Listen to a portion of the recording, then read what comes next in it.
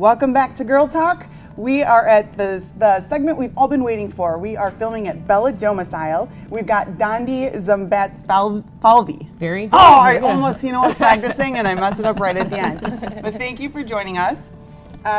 Huge topic that I'm sure we all can relate to is decluttering and organizing kitchens. Mm-hmm. So, what are you saying, Kirsten? Saying it's not just my problem. There's always room for improvement, right? Right. It can always be better. So decluttering the kitchen, it's a huge undertaking. So how do we even get started? Well, there's some good resources out there, I think, and I was going to name a couple. I want to make sure I get the websites right. SimplyOrganizedWithJill.com. Jill is actually a local Madison person, cool. and she's actually done a segment in our showroom. And so I think sometimes getting some ideas to get started is helpful. Mm-hmm. Also, there's another website called flylady.net that I also have personally been helped by. And there's kind of two schools of thought. It's clear the decks and just do organizing for a day.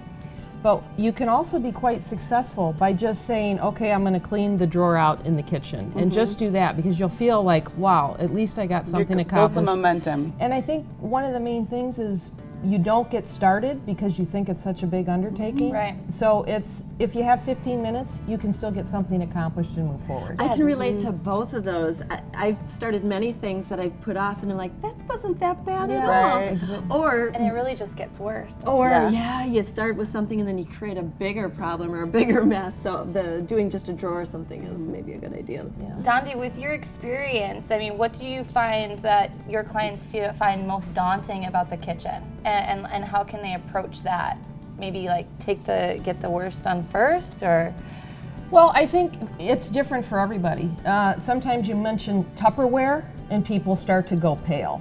Oh my gosh, I have so much hand-me-downs, and I don't want to get rid of it. What if I need that size? Right. Where's the lid? Yeah. Right. It's like socks. They disappear from each other. So, but it might be also the pantry where food storage. We get stuff in our pantries and we're like, go to the store and buy it, and we realize later it was actually in there. So things to organize the pantry, just simple things like looking at that one cabinet and checking dates and make sure, or I'm never going to use the special gravy sauce or something that I haven't used this for 2 years, probably not going to happen. Why did I buy 3 cans of bamboo shoots? I don't know. Well, Spam's good forever. We all know that. They were 3 for $1 or something. Exactly. So now you have 2.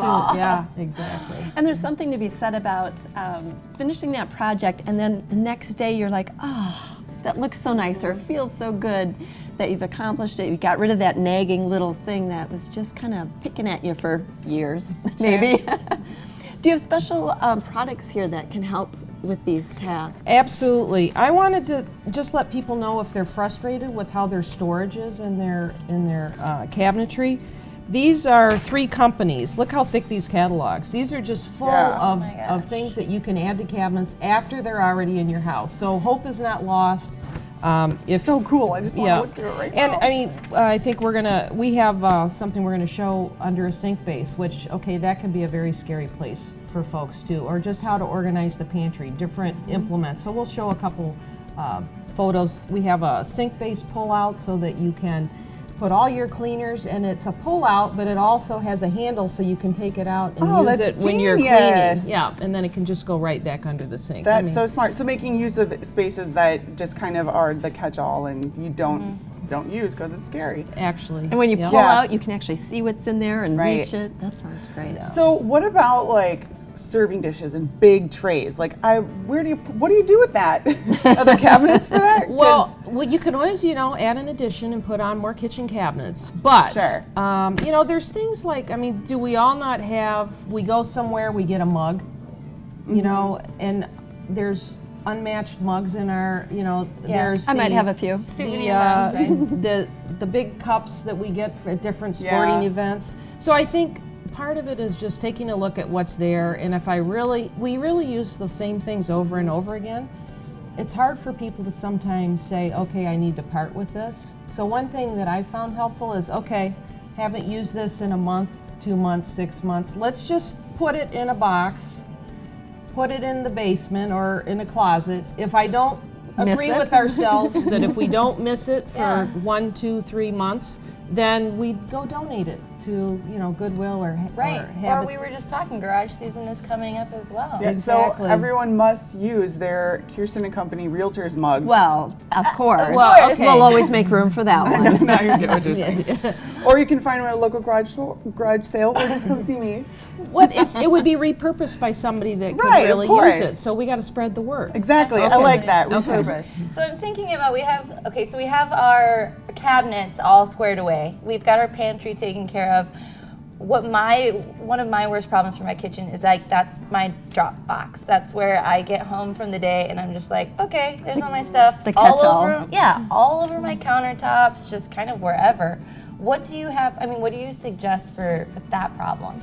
Well, and that's where Jill Annis, who has her website again, let me just tell you what that is, simplyorganizedwithjill.com. She has, when she did her seminar here, she had a great solution. And part of it is a lot of the stuff that gets there probably didn't need to be there. So for example, you pull the mail out of the mailbox and already if there's 4 bulk mail items in there, she drops them right in the recycle center before. Even putting them down. Right, Yeah. right, because you have to pick it up and touch it again.